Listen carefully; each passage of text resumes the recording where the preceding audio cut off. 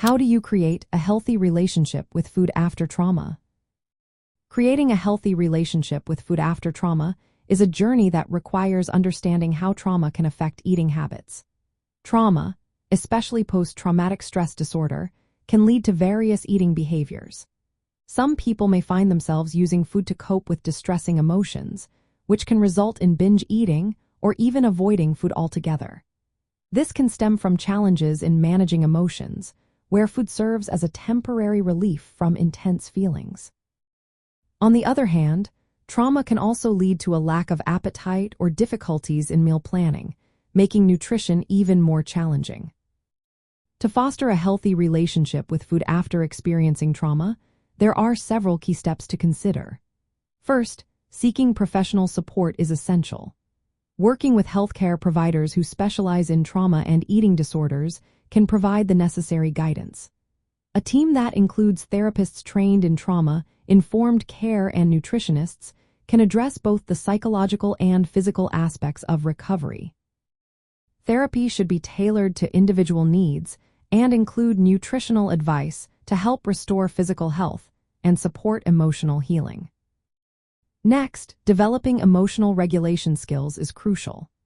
Trauma can impair the ability to manage emotions effectively, so learning healthy coping strategies is important.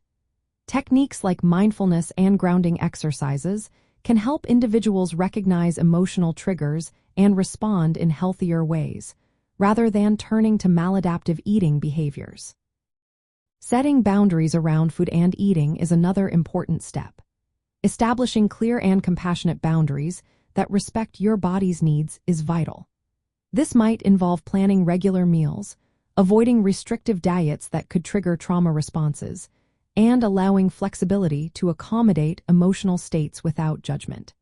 It's also important to gently challenge any food-related fears or anxieties that may be linked to past trauma. Creating a safe and supportive eating environment can significantly impact the relationship with food.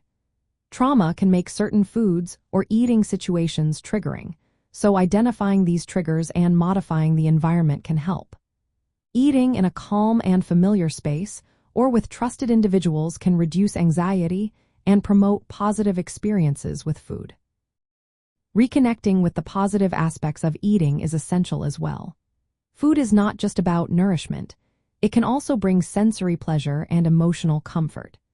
Gradually reintroducing foods associated with positive memories or enjoyable flavors can help rebuild a nurturing relationship with eating.